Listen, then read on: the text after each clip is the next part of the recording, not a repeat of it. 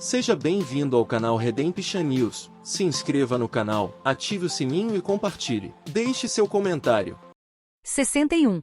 Esse ouro benevolente foi alugado a todos os países soberanos em boa posição por um período de 50 anos, com um período de transição de 5 anos terminando no outono de 2001. 62. O sistema SWIFT, sistema bancário da Society for Interbank Financial Telecommunication Worldwide, era uma instituição privada sediada na Bélgica composta pelo Federal Reserve Bank dos Estados Unidos Fed, bancos de Wall Street e pelo Bank for International Settlements, BIS. O sistema SWIFT operava em 215 países e territórios.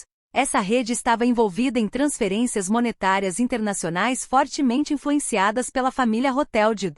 63. Em 1971, o presidente Nixon permitiu que o Federal Reserve Bank imprimisse o dinheiro do país sem concordar previamente com os tratados padrão ouro. Esse ato efetivamente ignorou o Acordo de Bretton Woods de 1944 e reavaliou todas as dívidas emitidas nos Estados Unidos passadas, presentes e futuras contra o preço do barril de petróleo, conhecido como dólar da gasolina. 64. Essa instigação do dólar da gasolina na moeda mundial pelo presidente Richard Nixon tirou o dólar dos Estados Unidos do padrão ouro, pervertendo ainda mais o valor do agora fiat artificial dólar americano.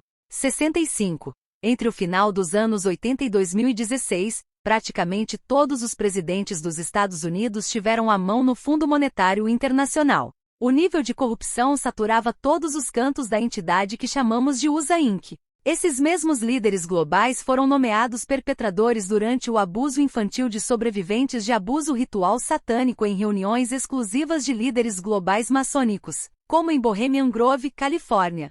66. Em 1979, os militares dos Estados Unidos começaram a treinar para retomar o país e eliminar esse governo paralelo da cabala que governava o corrupto sistema monetário mundial. 67. Em 1991, Roy Swasinger foi perante um comitê do Senado para apresentar evidências dos banqueiros internacionais e da atividade criminosa do governo através do Federal Reserve. Ele os informou como a corporação dos Estados Unidos estava ligada ao estabelecimento de uma nova ordem mundial que pretendia criar um governo mundial fascista, governado pelos banqueiros internacionais. 68.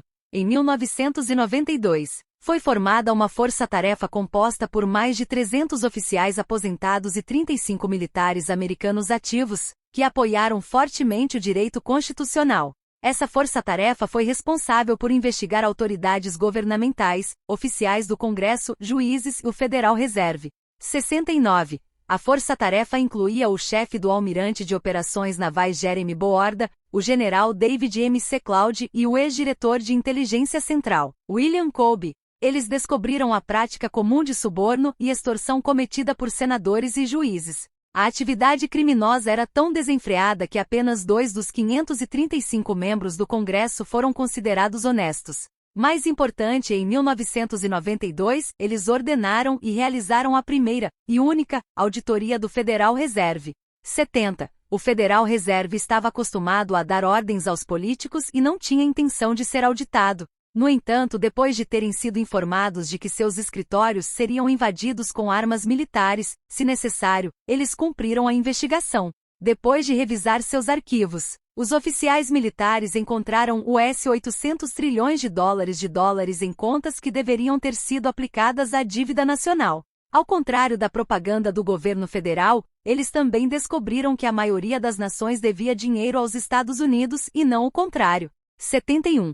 Esses trilhões ocultos foram confiscados e depositados em contas bancárias europeias, a fim de gerar os enormes fundos necessários para pagar com êxito um processo de ação coletiva de reivindicações de agricultores que ajudou a instigar a auditoria do Federal Reserve de 1992. Mais tarde, esse dinheiro se tornaria a base dos programas de prosperidade para a redefinição da moeda global. 72. Apesar do golpe mortal de perder o controle de US 800 trilhões de dólares por meio de uma auditoria do Federal Reserve em 1992, o agora presidente e fundador do Programa de Controle Mental da CIA, Ultra George H.W. Bush, recebeu a ajuda dos Illuminati para continuar seus planos de escravização global. Isso incluiu o uso de métodos de tortura para controle da mente, obtidos de vítimas adultas e crianças dos campos de concentração nazistas na Alemanha. 73.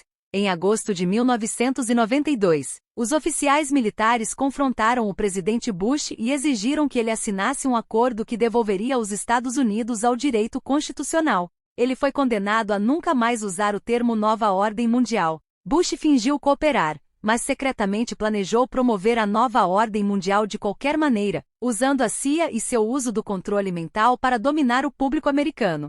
74.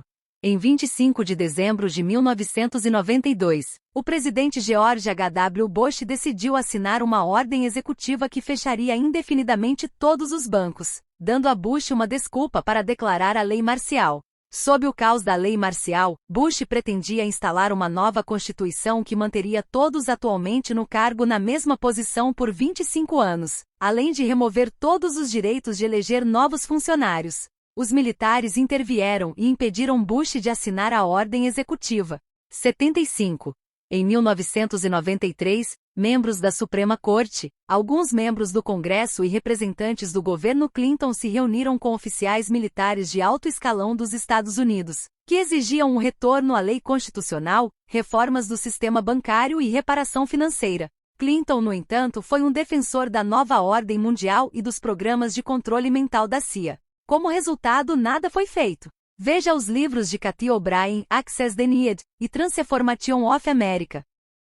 Se inscreva no canal, ative o sininho e compartilhe. Deixe seu comentário.